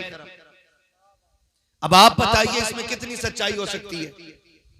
आप कह रहे मैंने पैर की तरफ देखा ही नहीं था, आज नजर पड़ी तो पता चला इमाम साहब कहीं पहन आए थे। इमाम साहब ने पता किया कल क्यों नहीं आए थे, का ससुराल गए हुए। सच निकल के सामने आता इनकी जूती टूटी थी, इमाम साहब की नई थी तो वही लेके चले गए। और फिर जब ये मर जाते हैं तो इनका बेटा कहता हमारे अब्बा बड़े नेक थे। फिर बेटा कहता हमारे अब्बा बड़े नेक थे इम्तियाज भाई। फिर वो कहता कि परसों ख्वाब में आए वो कह रहे थे बेटे मैं जन्नत में हूं। हालात देख, मस्जिदों के जूते चुराने वाले ख्वाब में आके कहते कि मैं जन्नत में हूं। मैं कहता हूं जब मरने के बाद ये सोचते हो कि कोई हमें जन्नती बताए तो फिर जीते जी जन्नत के अमल क्यों नहीं करते हम लोग? फिर हम जीते जी तैयारी क्यों नहीं करते? आज जो हमने गैरत के जनाजे निकाल रखे हैं, आज फला कव्वाल आ रहे फला कव्वाल आ रहा है, नौजवान कहता मजा नहीं आएगा जब तक मुकाबले में जवाब देने वाली ना हो। फिर कौम के कुछ बेगैरत लोग आगे पैसों की गड्डी लेके बैठ जाते हैं, जिधर का पल्ला भारी होता है उधर का जवान गड्डी लेके खड़ा होता है और फिर लोग बात करने लगते हैं। आज देखा ठेकेदार के बेटे पे कितना पैसा है, आज पता चला फला पे कितना पैसा है। आग लगे ऐसी दौलत को जो इस्लाम को बर्बाद करने पे तुले है, जो इस्लाम को बदनाम करने पे तुले है। मेरा ऐलान किए कि पैसे वालों से खुदा ने आपको दौलत से नवाजा के तो अय्याशियों के अड्डों पे न लौटाइए, तमाशों में न लगाइए। खुदा ने आपको दौलत से नवाजा के तो जा पूरी बस्ती में जाके तलाश कर, तेरी बस्ती में कोई बेवा भी रहती होगी, कोई यतीम बच्ची भी होगी। आज तक जिसके दरवाजे पे कोई रिश्ता लेकर के इसलिए नहीं आया कि उसके देने के लिए उसकी माँ के पास कुछ नहीं है। खुदा के वास्ते इस दौलत को उठाओ और गरीबों की झोली में डाल दो। खुदा की कसम, अगर तेरी इस दौलत की वजह से किसी गरीब का घर आबाद होगा, अल्लाह उसके सदके में तेरी कब्र को जन्नत का गहवारा बना दे। सुभान अल्लाह। नारे तकबीर, नारे रिसालत, मसलके आला हजरत मुफ्ती हम्माद साहिब किबला, नारे तकबीर। दिल के फपोले चल उठे सीने के दाग से, इस घर को आग लग गई घर के चराग से। नियत अच्छी करें हम, और इतनी अच्छी नियत कर ले कि बस अगर कभी नियत भी बगड़े, ख्याल आए उम्मती किसके हैं, बस इतना सोच लिया करो उम्मती किसके। कयामत का दिन होगा, नफसी नफसी का आलम होगा, अमल तोड़े जा रहे होंगे। जो जहन्नम के लायक होंगे हुक्म होगा ले चलो जहन्नम में। जब जहन्नमियों को फरिश्ते खींच के ले जा रहे होंगे ना, तो कुछ फरिश्ते देख के रोने लगेंगे। तो वो जहन्नमी कहेगा जहन्नम में मैं जा रहा हूँ, तुम्हें दुख किस बात का है, मैं जा रहा हूँ। फरिश्ते कहेंगे तेरे जहन्नम में जाने न जाने से हम पे फर्क नहीं पड़ता, रोना इस बात पे आ रहा है किसकी उम्मत में पैदा हो के जहन्नम में जा रहा है। ये ख्याल रहना चाहिए उम्मती किसकी। और ये जरूरी नहीं है कि शरीयत सिर्फ उलमा पे लागू होती हो, सिर्फ उफाज और कुर्रा पे लाजिम हो। शरीयत हर उस शख्स पे लाजिम आती है कि जिसने मोहम्मद अरबी का कलमा पढ़ा है। मैं ज्यादातर नौजवानों से गुजारिश करूंगा, खुदारा अगर दुनिया और आखिरत की कामयाबी चाहते हो तो नियतें अच्छी कर ले, नियतें अच्छी कर ले। नियतें अच्छी होती है तो फिर खुदा की रहमतें साथ दिया करती है, खुदा की रहमतें साथ दिया करती है। और याद रखिएगा, अगर आज किसी से कहें भाई झूठ ना बोला करो, कहता मौलाना मुंह बंद रखो, झूठ ना बोले दुकान नहीं चलती है, बिजनेस ठप हो जाएगा, बच्चे भूखे मर जाएंगे। मैं सीधी बात कहता हूं, रज़ाक दुकान नहीं है, रज़ाक अल्लाह है। रिज़्क कौन देता है? अल्लाह देता, अल्लाह देता, अल्लाह देता, अल्लाह देता। आज मोबाइल नीचे करके भाई डायरेक्ट सुन लो ना। आज जिसके पास मोबाइल है सारे निकाल के बैठ गए, मोबाइलों पे तो सुनते ही रहते हो, आज फेस टू फेस सुने। रिज़्क कौन देता है? अल्लाह देता, सारे बोले कौन? अल्लाह देता, रिज़्क कौन देता है? अल्लाह देता, राज़िक कौन है? अल्लाह है, जिंदगी का मालिक कौन? अल्लाह है, मौत का मालिक कौन? अल्लाह है, रिज़्क का मालिक कौन? अल्लाह है, कौन फाके रखेगा, कौन पेट भर के खाएगा, ये फैसले करने वाला कौन? अल्लाह है, सारे बोले कौन? अल्लाह है। जब रज़ाक अल्लाह है तो फिर अल्लाह की बारगाह में लो लगानी चाहिए। बेशक बेशक। झूठ पे उम्मीद क्यों, मक्कारी पे उम्मीद क्यों? आज हालात क्या ऐसे नहीं है, जिस दुकान पे चले जाओ जो तोल के बेच रहा है वो 900 ग्राम दे रहा है जी, बेशक। और जो तोल के ले रहा है वो 1050 ग्राम ले रहा है। हक बात। ये हमारे तराजू की कंडीशन है। नापने पे आ जाओ, अगर नाप के बेच रहा है तो 90 सेंटीमीटर ले रहा है तो 10 सेंटीमीटर ज्यादा। बाट उठा के तोलने लग जाओ तो 1 किलो के बाट में 950 ग्राम। और अगर कोई अदद की बुनियाद पे बेच रहे, गलत नहीं कह रहा हूं, आमों का जमाना आने वाला है, आगे पीले पीले रखते हैं, पीछे काले पीले रखते हैं। आपने सामने से देखो बड़ा अच्छा आम है यार, ले ले, हाँ क्या रेट है? 80 रुपए किलो का दे, एक आगे से 3 नीचे से। अगर खरीदने वाले ना ऐसे नहीं दूंगा, कंडीशन ये कि नियतें बिगड़ गई। मुझे एक बात बताओ, मैं फिर खुल के ये बात कहना चाहता हूं, आज 1 बीघे में क्या क्विंटल अनाज हो रहा है? बोले 3 क्विंटल 4 क्विंटल तक गेहूं लोग ले रहे हैं। ये कंडीशन है आज। चावल किसानी से ताल्लुक रखने वाले लोग हैं, डर क्यों रहो? धान क्या क्विंटल बीघे तक का हो जाता है? 3 क्विंटल 4 क्विंटल 5 क्विंटल तक हाथ उठाए, शुक्र है किसी ने 10 का नहीं उठाया है, वरना लोग सारी पहुंच जाते, बीज का नाम हमें भी बताते। ठीक है ना? 4 क्विंटल तक आज फसल ले रहे हैं। एक दौर वो था कि 3 बीघे में 1 क्विंटल नहीं निकलता था। ये सफेद बालों वाले लोग बैठे ये बताएंगे कि जब 3 बीघे में 1 क्विंटल निकलता था तब किसी को फाके की शिकायत नहीं थी, तब किसी को तंगदस्ती का एहसास नहीं था।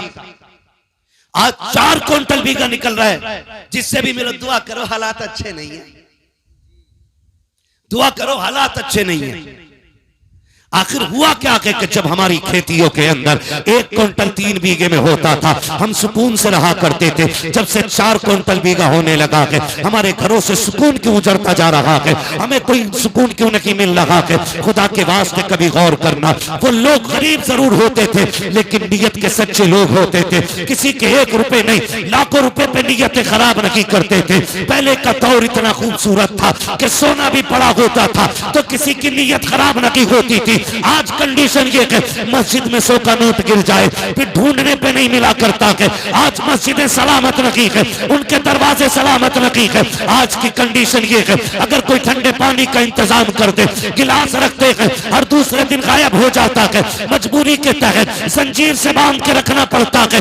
मैं पूछना चाहता हूँ, हमने किस नबी का कलमा पढ़ा है? हम कौन सी कौम कहलाते हैं? हमारी मस्जिदों के दरवाजे महफूज नहीं है, हमारे समरसेबिल महफूज नहीं है, हमारे मस्जिद के दरवाजों पे रखे हुए फ्रिज महफूज नहीं है। फिर किस मुंह से कहते हैं हम जन्नती है? याद रखिएगा, जन्नत तेरे मेरे बाप की जागीर नहीं है। जन्नत उसे मिलेगी जिसे मुस्तफा अता करेंगे और मुस्तफा उसे अता करेंगे जो मुस्तफा के तरीके पे जिएगा। इसलिए बरेलू से आवाज आती है, आज ले उनकी पनाह, आज मदद मांग उनसे, कल न मानेंगे कयामत में अगर मांगे। वाह वाह, नारे तकबीर, नारे रिसालत, मसलके आला हजरत मुफ्ती हम्माद साहिब किबला, नारे तकबीर।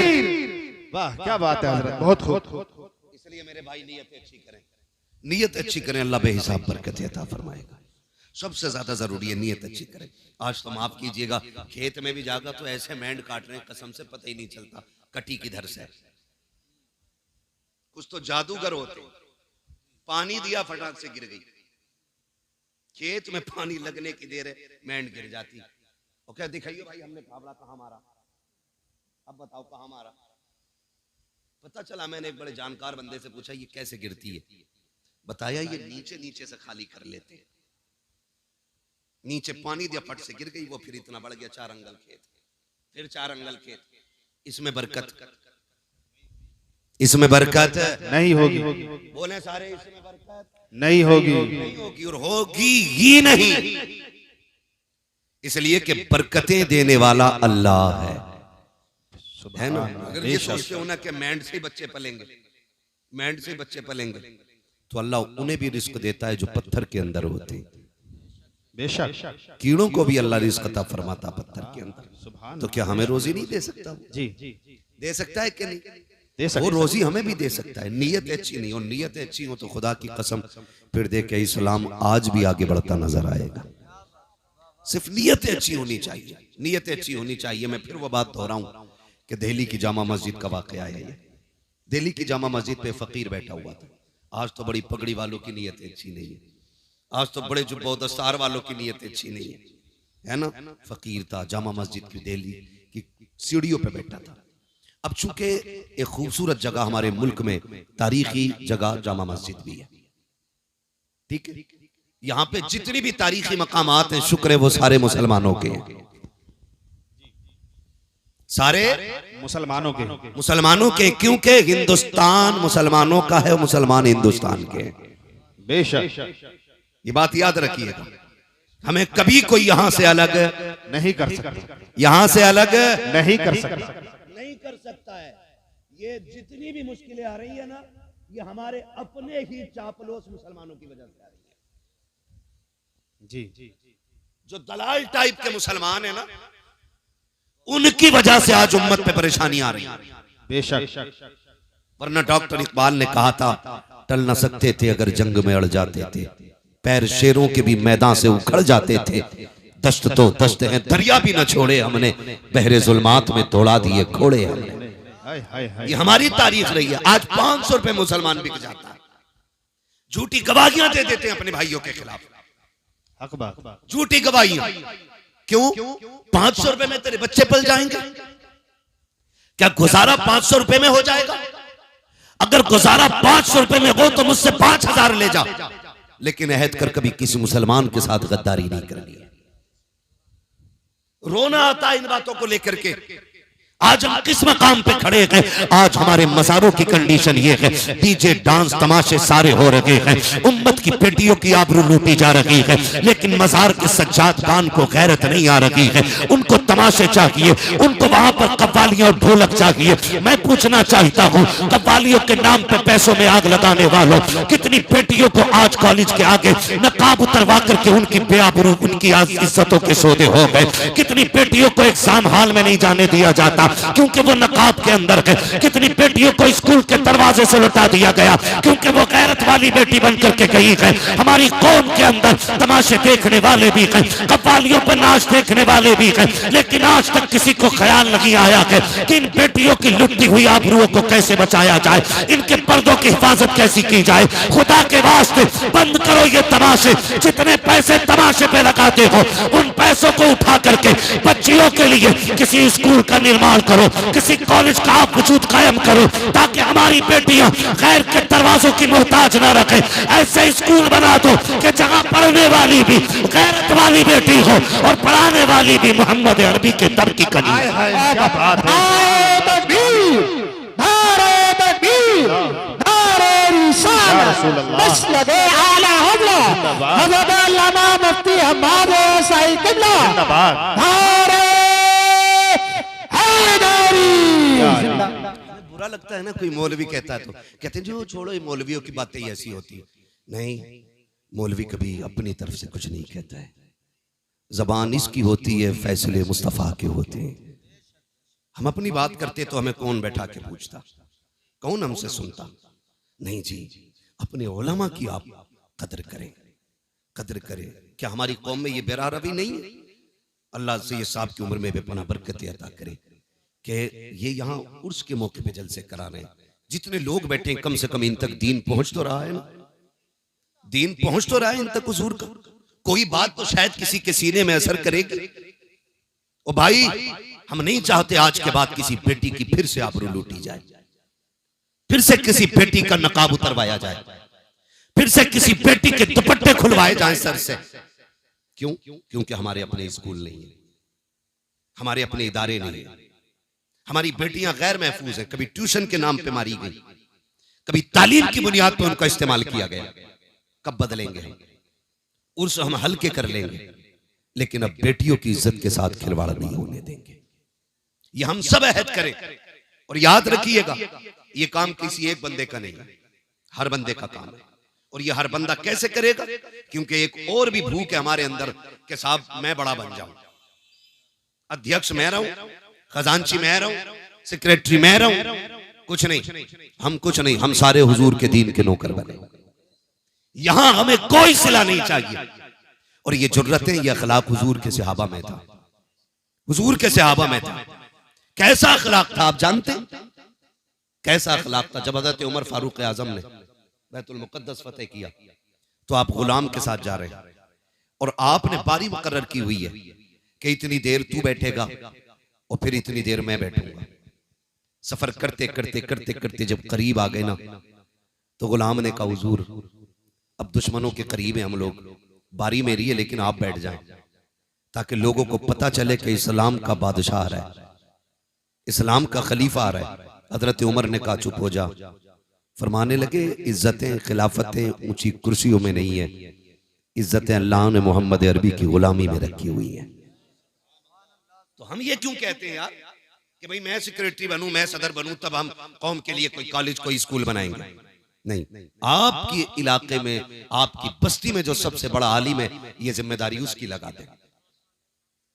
अगर वो चला भी जाए तो फिर जो उसकी कुर्सी पे बैठे कि अब तेरी जिम्मेदारी है। इसलिए कि उलमा आते जाते रहेंगे, दीन हुजूर का कयामत तक बाकी रहना है। आप तालीम का इंतजाम करें। मान लीजिए एक भाई ने बहन की आबरू के लिए उसके हाथ पीले करने के लिए 10 साल सऊदी में काट दिए और हमारी बेटी किसी गैर मुस्लिम के साथ मुंह काला करके भाग गई, तो ऐसी 10 साल की कमाई का इज्जत बचा पाएगी? बोले बचेगी खानदान की इज्जत? बचेगी गांव की इज्जत? नहीं। पूरी नस्ल की नाक कट जाया करती है। क्यों ना उसी कमाई का 1 साल का हिस्सा हम उठा के ऐसी जगह लगाएं जहां इज्जतें बचती भी रहें, इज्जतें बढ़ती भी रहें। सुभान अल्लाह। ये हमारी आपकी सबकी जिम्मेदारी होनी चाहिए। लेकिन नहीं, ये सोचे तो वो सोचें जो इज्जतदार हों, जिन्हें इज्जत से मतलब ही नहीं है, जिनकी बेटी के दामन पे 70 दाग भी होंगे तो वो जहेज का लेप लगा के हर बेटी को ब्याने की ताकत रखते हैं। ये फिक्र तो उस गरीब को होती है ना जिसके पास इज्जत के सिवा कोई दौलत नहीं होती है। ये तो वो सोचेगा जिसके दामन में सिर्फ इज्जत ही इज्जत है। बेटी को देने के लिए मर्सिडीज फॉर्च्यूनर नहीं है, बेटी को देने के लिए 4 व्हीलर नहीं है। वो सोचता कि सिर्फ मेरे पास इज्जत रह गई है ताकि ये इज्जत बची रह जाए। खुदा के वास्ते अमीरों से भी गुजारिश है, कमजोरों से भी गुजारिश है, ताकतवर लोगों से भी गुजारिश है, पूरी कौम की इज्जत का सरमाया आज हमारी निगाहों के सामने है। अगर अब भी हमने अपनी कौम को नहीं संवारा, इसकी सही से तामीर नहीं की, तो आने वाले 10 सालों में जो कौम का हाल होने वाला है, उस हाल पर रोने के सिवा हमारे पास कुछ रह नहीं जाएगा। ओ खुदा के वास्ते ऐसे तामीरी अड्डे बना दो, ऐसी तामीरी इदारे बना दो कि हमारी बेटियों को गैर का मुंह देखना ना पड़े। अरे बेटियों की बात तो छोड़ो, अगर बेटों को भी तालीम देनी होती है, हम गैर के आगे गधे बन के खड़े होते हैं, 10-5 लाख डोनेशन देते हैं, तब जाके हमारे बच्चों को एक अच्छी यूनिवर्सिटी में एडमिशन मिलता है। उसके बाद भी सीट के लिए हाथ बांधे खड़े रहते हैं। कब तक गुलामी करते रहोगे? कब तक दूसरों के तलवे चाटते रहोगे? बंद करो ये तमाशों की महफिलें, आगाज करो तालीम के मयार इदारों का, और ये जमाने को बता दो हम मोहम्मद अरबी के गुलाम हैं, ना कल किसी के मोहताज थे, ना आज किसी के मोहताज हैं। खुदा ने मुस्तफा के गुलामों को वो ताकत बख्शी है कि हम जब चाहे जहां चाहे वहीं से खड़े होकर के अपनी कौम की मयार का आगाज कर सकते। वाह वाह। नारे तकबीर, नारे रिसालत, मसलके आला हज़रत जिंदाबाद जिंदाबाद। तो याद रखें, क्या कह रहे हैं मुफ्ती साहब? दीन की जिम्मेदारी हर मुसलमान की है। मिंबर से लेके नीचे तक, पीर से लेके मुरीद तक, उस्ताद से लेके शागिर्द तक, बाप से लेके सलामत रहे, बाप से लेके बेटे तक, सब पे लाजिम है। और दीन की जिम्मेदारी सबको करनी चाहिए। पूरी कोशिश रहे जिस जगह पे बैठे हो ना, मैं बड़े फख्र से कहता हूँ इस जमीन पे ना आज सिलसिले कादरिया, चिश्तिया, नक्शबंदिया, सोहरवर्दिया, चारों बड़े सिलसिलों का फैजान जारी हो सारी है। जिस जमीन पे आज बैठे हो, ये चारों बड़े सिलसिले आज यहाँ एक संगम बना हुआ है। यहाँ पे कादरी सिलसिले का फैजान भी है, यहाँ नक्शबंदी का भी है, सोहरवर्दी का भी है, सिलसिले चिश्तिया का भी है, चारों सिलसिलों का फैजान जारी है। मैं आपसे एक बात कहूं, आप अगर तारीख पढ़े ना, तारीख में बहुत बड़ा नाम सरकार मुजद्दिद अल-फैसानी का नाम है। समझ रहे मेरी बात?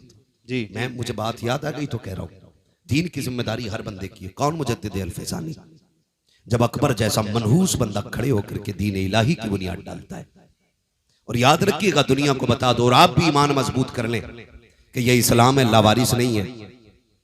जब जरूरत पड़ेगी अल्लाह फिर से कोई सलाहुद्दीन अय्यूबी पैदा फरमाएगा, फिर से इसी इस्लाम के अंदर मुजद्दिद अल-फैसानी आएगा। आप देखना, ये दीन लावारिस नहीं रहना है। इस दीन पे मुस्तफा का बड़ा खास करम है। समझ रहे ना मेरी बात? तवज्जो है सारे लोगों की? पढ़े मुजद्दिद अल-फैसानी को। अकबर ने दीन इलाही की बुनियाद रखी, माज़ अल्लाह उसने जो रस्में पैदा कर दी थी, हद तो ये हो गई थी कि लफ्ज़ मोहम्मद नाम रखने पे पाबंदी लग गई थी। मोहम्मद नाम रखने तक पे पाबंदी लग गई थी। बहुत सारी बातें हैं, अगर फर्दन फर्दन जिक्र करूं बड़ा वक्त लगेगा। उस पुरफतन दौर में अल्लाह ने मुजद्दिद अल-फैसानी को पैदा फरमाया। जब किसी में जरूरत नहीं थी अकबर की आंखों में आंखें डालने की, तब मुजद्दिद अल-फैसानी ने आंखों में आंखें डाल के कहा था, खबरदार अपना मनगूस नजरिया उठा ले, इस जमीन के ऊपर अगर लगेगा तो मोहम्मद अरबी का दीन बाकी रहेगा। मोहम्मद अरबी का दीन बाकी रहेगा। ये मुजद्दिद अल-फैसानी नजरिया पेश किया। और जब आपने ये सख्ती पेश की, ये सख्ती पेश की मुजद्दिद अल-फैसानी ने, अकबर से कहा तेरा नहीं यहाँ हुजूर का दीन बाकी रहना। और फिर दुनिया ने देखा, अकबर गया, जहांगीर आया, अल्लाह अकबर, फिर वही नजरिए, और वो उसको बढ़ाना चाहता था। तो फिर मुजद्दिद अल-फैसानी ने उसके खिलाफ जबान खोली, जेल डाला गया। जेल क्यों जानते हो? अकबर के दौरे खिलाफत में सजदे ताजीमी को उसने जायज कर दिया था। जबकि दीन में सजदा ताजीमी हराम है। ठीक है जी, इस उम्मत में सजदा ताजीमी बोले हैं हराम है। आज जो पीर सजदे करवाते हैं ये खुल्लम खुल्ला हराम कर रहे हैं, और अगर इबादत का नजरिया हो तो फिर कुफ्र है। तो उसने सजदे ताजीमी की इजाजत दे रखी थी। मुजद्दिद अल-फिसानी ने कहा नहीं हो सकता है, हम सजदा सिर्फ अल्लाह को करते हैं, बेशक बाकी किसी को सजदा नहीं करते। उसने कहा यार इसका एक बार सर झुक जाए, थोड़ा ही झुकवा दो, फिर कौम के लिए दलील बन जाएगा कि मुजद्दिद अल-फिसानी ने सजदा कर लिया। कहा मैं बताऊं एक तरकीब? कहा उसने कहा चौखट छोटी कर दो। जब आएंगे ना शेख अहमद फारूक सरहंदी तो फिर गर्दन झुका के आएंगे और इतना ही काफी हो जाएगा। लेकिन दीवाने की नजरों को जहां देख रहा है, दीवाना खुदा जाने कहां देख रहा है। चौखट छोटी कर दी गई। मुजद्दिद अल-फिसानी समझ गए कि ये चौखट छोटी क्यों हुई है। अल्लाह वाले भी अल्लाह वाले होते, लोग पहले सर बढ़ाते तो झुकना पड़ता, आपने पहले पैर बढ़ाया, सर सीधा रखा, अंदर आ गए। उसने देखा लो सर फिर भी नहीं झुका, उसे आया गुस्सा, उसने कहा जेल में डाल दो। किधर डाल दो? जेल में, इधर जेल में। आज लोग कहते हैं ना सच की बात न करना जेल हो जाएगी, क्या करेंगे? पकड़े जाएंगे। मुजद्दिद अल-फिसानी ने कहा मंजूर है, जेल में डाला गया, लेकिन अल्लाह वाला जहां बैठ जाता है, वो कहा था ना किसी ने, अली वाले जहां बैठे वही जन्नत सजा बैठे। जेल के अंदर गए, जाकर के आपने वहां दीन की तबलीग शुरू की है, तो कैदियों से लेकर के सिपाहियों तक, सिपाहियों से लेकर जेलर तक, सारे आपके मुरीदी के हल्के में आ जाते हैं, सारे आपके पीछे दस्तबस्ता खड़े हो जाते हैं। आपकी ये शान और शौकत देखी है। एक दिन जहांगीर की बेटी के ख्वाब में मुस्तफा जाने रहमत तशरीफ ले आते हैं। जब उसने ख्वाब में देखा सरकार आए हुए हैं, लेकिन आका करीम नाराज है। जहांगीर की बेटी ने कहा था सरकार नाराज क्यों है? कहा राजी कैसे हो जाऊं, मेरा बेटा तुम्हारी जेल के अंदर कैद है और मुझसे रजामंदी की उम्मीद रखते हो। उसने बेटी ने उठ के सुबह बाप से कहा बादशाह वक्त सुन ले, रात मैंने मुस्तफा को ख्वाब में देखा है, आका का चेहरा उतरा हुआ था, सरकार गुस्से में थे और कह रहे थे मेरे बेटे को कैद में डाला है, इसलिए मैं तुमसे नाराज हूं। का खैरियत चाहते हो तो जल्दी से उसको कैद से आजाद किया जाए। जब ये खबर बादशाह ने हजरत मुजद्दिद अल-फिसानी को पहुंचाई कि हम तुम्हें आजाद करना चाहते हैं, बाहर निकल आओ। अब अल्लाह वाले भी अल्लाह वाले होते हैं। आज के कैदी को खबर मिल जाए कि तुम आजाद कर दिए गए हो, कूदता हुआ दौड़ता है, फटाफट भागता है कि लो जी आजादी मिल गई है। मगर बाहर मेरे मुजद्दिद, तेरे हौसले को सलाम, तेरी इस्मत और रिफत को सलाम। बादशाह के वक्त कह रहा है तुम्हें आजाद कर दिया गया है, लेकिन मुजद्दिद अल-फिसानी ने कहा था ना ना ना ना, मुझे आजादी नहीं चाहिए। का फिर का मेरी कुछ शर्तें हैं। का कौन सी शर्तें हैं? का पहली शर्त तो ये है कि जितने लोगों को तुमने हक बोलने की बुनियाद पर जेल में डाला है, मुझसे पहले उन्हें आजाद करना पड़ेगा, पहले उनको आजाद किया जाए। मेरी दूसरी शर्त ये है कि जो अकबर ने दीन इलाही की बुनियाद रखी है, उस बुनियाद को उखाड़ करके दीन मुहम्मदी को कायम करना पड़ेगा। बादशाह परेशान हो गया। उसने कहा इसके अलावा का ये शर्तें पूरी करो तब मुझे आजादी चाहिए, वरना मैं नहीं आ सकता। उधर जहांगीर के सामने मुस्तफा का चेहरा भी था, इधर बादशाह के वक्त के सामने मुजद्दिद अल-फिसानी की शर्तें थी। उसको झुकना पड़ा और ये कहना पड़ा, बादशाह ने कहा था ओ मोहम्मद अरबी के गुलाम आ जा, कुर्सी तो मेरी है लेकिन हुकूमत आज से इस जमीन पे तेरी चलाई जाए। सुभान, नारे तकबीर, नारे तकबीर, नारे रिसालत, नारे रिसालत, उर्से मुकद्दस, नारे तकबीर। सारे बंदों पे जिम्मेदारियां हैं दीन की, सारे अपनी जिम्मेदारी समझे। जहां जितना जिसका काम पड़ जाए और जितना हुजूर के दीन के काम कोई आ जाए, बस उतना ही अपने आप को खुश नसीब समझे। ये नहीं है कि आप हज करके आ रहे हो, 3 हज करिए, कह रहे अल्लाह का शुक्र है मौलाना इस साल में 6 उम्रे करें, 6 नहीं 8 कर ले। लेकिन अगर तेरे पड़ोस में कोई गरीब भूखा सो रहा है तो बता तेरे उम्रों का क्या बनेगा? मुझे बताना, अगर तेरे पड़ोस में कोई यतीम बच्ची गुर्बत की बुनियाद पे जिसके बाल सफेद हो गए, तो अल्लाह कयामत में तेरी उम्रों पे तुझे जन्नत का टिकट देगा। तुझसे पूछा नहीं जाएगा तेरे पड़ोस में एक बच्ची बूढ़ी हो गई थी, बाप नहीं था, यतीम थी, तो बताओ हिसाब कैसे बनना है? इन वलियों के आस्थाने पे आने का फायदा यह है कि हम इनकी जिंदगी को अपनी जिंदगी के साथ मिला करके देखें कि हमारी जिंदगी में और इनकी जिंदगी में कितना बड़ा फर्क है। मजार सबके नहीं बनते, मजार उनके बना करते हैं जो रब रसूल के मोहब्बत में दुनिया से बेपरवाह हो जाते हैं, जो अल्लाह और उसके रसूल के हो जाते हैं। मजार उनके बना करते हैं, मजार उनके बना करते हैं। नौजवान मेरे सामने बैठे हैं, गुजारिश है मेरी आपसे, रवैये अच्छे कर लें, हुजूर के दीन की मदद करें और जितना जिससे हो सके हुजूर के दीन के साथ खड़ा हो। ये आज की सबसे बड़ी जरूरत है। और आखिरी बात कह दूं, अपनी सफों में मोहब्बतें पैदा करो, झगड़ों से निकलो, इत्तेफाक पैदा करो। ये जो मेड़े काट काट के लड़ाइयां मार रखी है ना, ये जो बीगे और बीसों के झगड़े बंद कर दो। आज तक कभी किसी का भला पूरा नहीं हुआ है। 100 बीघे वाला भी गज भर कब्र में लेटा है, 2 बीघे वाला भी लेटा है। बता, अगर तूने 2 बीघा 4 बीघे किसी की मार के अगर जमीन बढ़ा भी ली तो तेरी कब्र में कौन सा अलग से तख्ता लगेगा? अगर जमीन की कसरत कब्र के रुतबे बुलंद करती तो मैं भी कहता 2-4 बीघे मेरे लिए भी हड़प लेना। लेकिन नहीं जानते हुए नाम वर्बे निशां कैसे कैसे, जमी खा गई आसमां कैसे कैसे, बड़े बड़े कब्रिस्तान में लेटे। अगर ये नशा ना उतरता हो ना दौलत का तो कभी कब्रें जाके देखो टूटी पड़ी है। फाथा तो बड़ी बात है, कोई मिट्टी डालने तक नहीं आ रहा है। कई कब्रों के तख्ते दिख रहे और कई कब्रों में हड्डियां नजर आती है। कभी कब्रिस्तान जाओ, क्या वो हमारी तरह नहीं थे? क्या उनके जमीन पे घर नहीं थे? क्या वो जायदादों के वारिस नहीं थे? क्या उनके पास जमीनें और पैसे नहीं थे? सब था, लेकिन कब तक? जब तक सांस नहीं रुकी है। जिस दिन सांसों की माला टूटी और सांसें मोती बन के हवा में बिखर गई ना, समझ लेना फिर उसके बाद कुछ नहीं रह जाएगा। खाली हाथ आए थे, खाली हाथ जाएंगे, खाली हाथ जाएंगे। जाना है तो फिर नियत ये करो, दौलत भले कम हो लेकिन नेकी ज्यादा होनी चाहिए। करेंगे इंशाल्लाह। दौलत भले कम हो लेकिन नेकी ज्यादा रखिएगा। और अपनी कोशिश ये करें कि मुआशरे को बेहतर करें, बहन बेटियों को पर्दा सिखाएं, मुस्तफ़ा की शरीयत की पाबंदी सिखाएं। फरमाया गया, या अय्युहल्लज़ीना आमनु दुखुलू फिस्सिल्मि काफ़ा, ईमान वालों पूरे पूरे इस्लाम में दाखिल हो जाओ।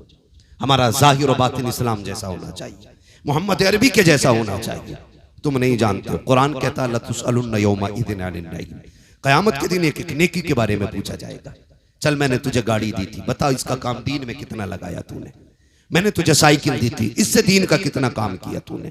मैंने तुझे बंगला दिया था, मैंने तुझे इमारतें दी थी, मैंने तुझे करोड़पति बनाया था, बता क्या किया तूने दीन के लिए? फिर हिसाब लगाना है। कितना पैसा तमाशे पे लगा के आए, कितना पैसा ढोल धमाकों पे लगा के आए, कितना पैसा रब के कुरान के लिए लगाया गया, कितना पैसा दीन के लिए लगाया गया। एक एक रत्ती रत्ती का हिसाब होना है। सारे फिर तैयारी करें अपनी अपनी। और इन बुजुर्गों से चूंकि हमारे पुराने रिश्ते रहे हैं, इसलिए कि अल्लाह ने वली अहले सुन्नत में पैदा किए हैं और अहले सुन्नत ही के अंदर अल्लाह ने अल्लाह वाले अता किए हैं। ये याद रखिएगा। इनसे हमें जुड़े रहना है और जुड़ने के साथ साथ इनकी जिंदगी पे फोकस करना है कि ये वली कैसे बने। क्या बेटे की शादी पे डीजे बजवाया था या बारात को खड़े होकर खाने खिलवाते थे? ये इनके मजार से आवाज आएगी बकलूल, विलायत डांस करने से नहीं मिलती है। विलायत रब को रात को रब की बारगाह में मुसल्ले पे खड़े होकर आंसू बहाने से मिला करती है। दिन में रोजे रखने से विलायत मिलती है, कुरान पढ़ने से विलायत मिलती है। ये सारी चीजें वो तब अल्लाह वली बनाया करता है। तो इसलिए मेरी गुजारिश है, बुजुर्गों की जिंदगी को अपनाओ, कुरान के करीब हो जाओ, मस्जिदों के करीब हो जाओ, मुसल्ले बिछाने के आदी हो जाओ, रब को रो के दिखाने के आदी हो जाओ। वक्त कट गया है, मौतें हो रही, अब तो होलसेल में हो रही है। पहले इक्का दुक्का होती थी, अब थोक में हो रही है। पूरी पूरी गाड़ी साफ हो जा रही है। हाँ, बारात से लौट के आ रही थी गाड़ी, 9 मरे उसके अंदर। क्या है क्या है? किसी बुजुर्ग से कहा था नसीहत फरमा दे, उन्होंने कहा था चल तुझे क्या नसीहत करे? कहा कभी जनाजे देखे? कहा हाँ। कहा जिसे जनाजों से नसीहत हासिल नहीं हो सकी उसे तकरीरों से क्या नसीहत मिल सकती है? जनाजे देखकर नसीहत हासिल करें। एक दिन हमें भी आना है, कह रहा जल्दी लेके चलो, मर गए फला साहब, जल्दी लेके चलो। इसे तू नहीं लेके जा रहा, ये तुझे लेके जा रहा है कब्रिस्तान। इसे तुम नहीं लेके जा रहे हो, ये तुम्हें लेके जा रहा है। और ये तुम्हें दिखा रहा, देखो आज मैं आया हूं, कल तुम्हें यहां आके लेटना है। एक बल्ब कमरे का फ्यूज हो जाए तो जब तक लाइट का इंतजाम नहीं कर लेता, घुसता नहीं कमरे के अंदर। वो कब्र वो ठिकाना जहां कोई कुमकुमा भी नहीं है, एक चिराग भी नहीं है, फिर अंधेरा होगा ना। डर क्यों रे, बोलो ना, अंधेरे का घर है ना, फिर चिराग जलाया हमने। तैयारी की कोई? क्या तैयारी की? जो होगा देखा जाएगा।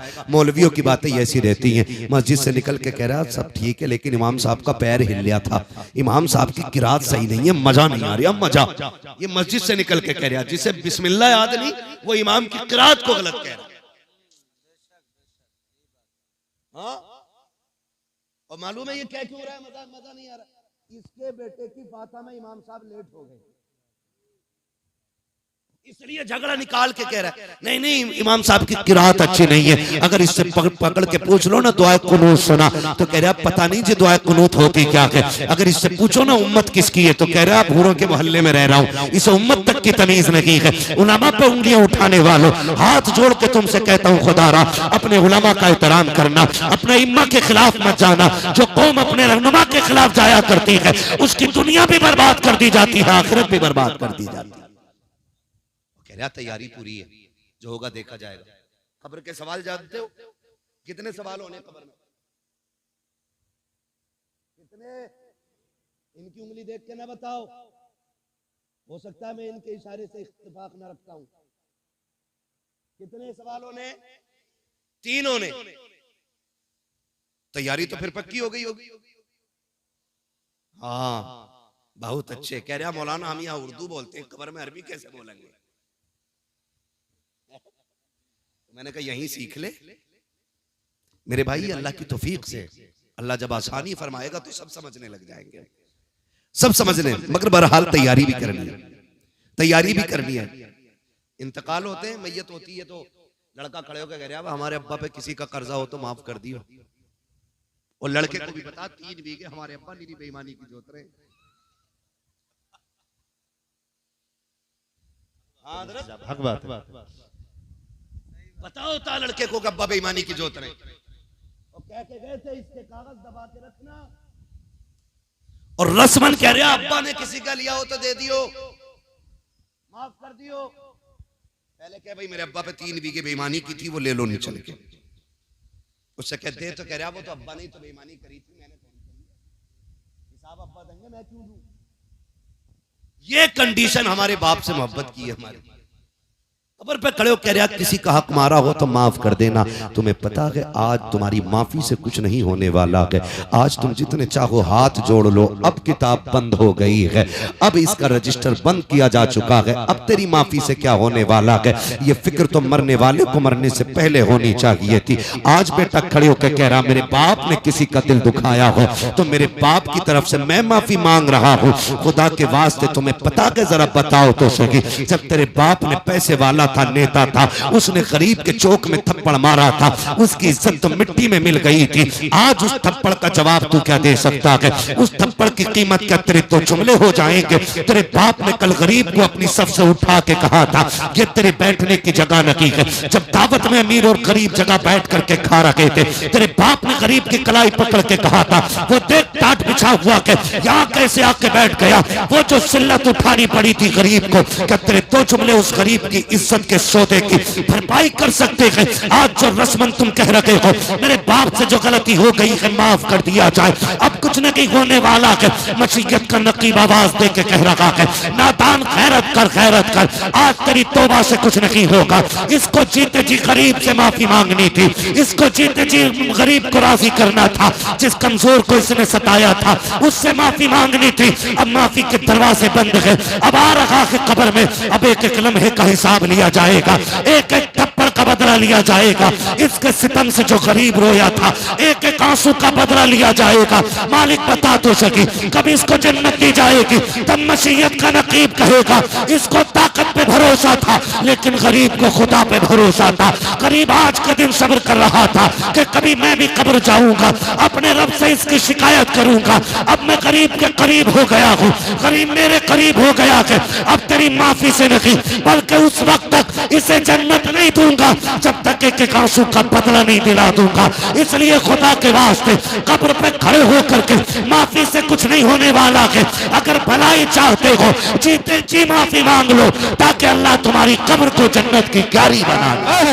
नारे तकबीर, नारे रिसालत, नारे वंशियत, उर्से मुक़द्दस, हज़रत अल्लामा मुफ्ती हमाद साहिब मुरादाबादी जिंदाबाद।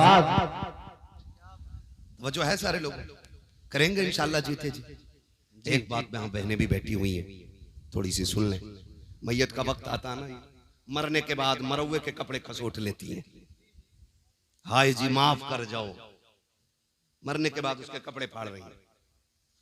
जो गलती हो गई माफ कर दो मेरी बहन मेरी बेटी, अब तो वो मर चुका है। अब जितना चीखना चाहे चीख ले, कुछ नहीं होने वाला है।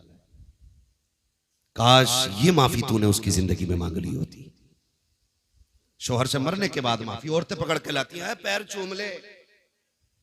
जिसने जिंदगी में कभी शोहर के हाथ नहीं चूमे, मरने के बाद पैर चूम रही। दम निकलने के बाद कह रही है माफ कर दिया जाए। मेरी बहन बेटी सुन, तू कितनी शर्फ वाली है तू जाने या खुदा जाने, लेकिन कायनात में एक बहुत बड़ी शर्फ वाली जात को सैयदा कायनात खातून जन्नत फातिमा ज़हरा कहा जाता है।